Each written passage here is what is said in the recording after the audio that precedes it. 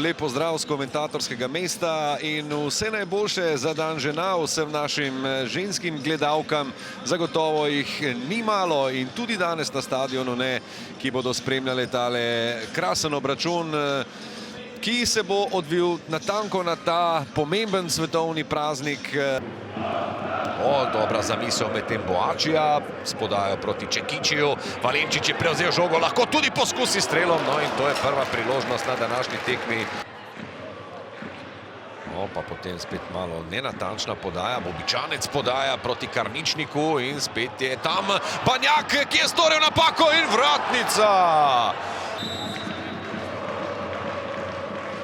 Bobičanec bo streljal na vrata in zdaj je žoga oplazila tudi zelo čudnih napak na eni in na drugi strani, kot naprimer tale zdaj Luke Bobičanca.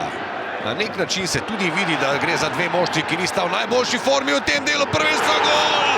Gol Ante Vukušiću v 71. minuti, ko je praktično prišel do prvega pravega strela na današnji tekmi, je uspel Zalokarja tudi matirati.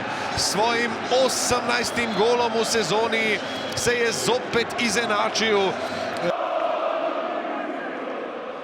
Čekiči. Tokrat je Menalo skočil najvišje in prestreči podajo. Vseeno lahko Ljubljančani poskušajo. Tomič okleval je s podajo proti Saviču. Savič bo poskusil strelom. Ni dovolj. 2 minutah in pol že sedaj. Sjajen obrat Tomija Horvata. Priložnost, dobra podaja.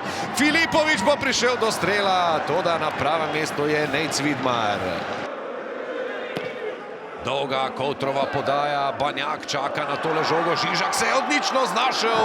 Mura je še drugič v sodnikovem dodatku prišla do zaključnega udarca.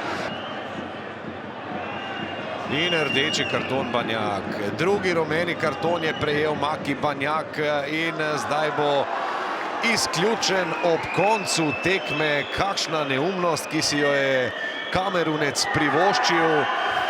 Zdaj nisem najbolje videl, kaj se je dogajalo. Pa dobro, vesel sem, da je končno enkrat drug polčas malo boljši kot prvi. Vedeli smo, da je težka tekma.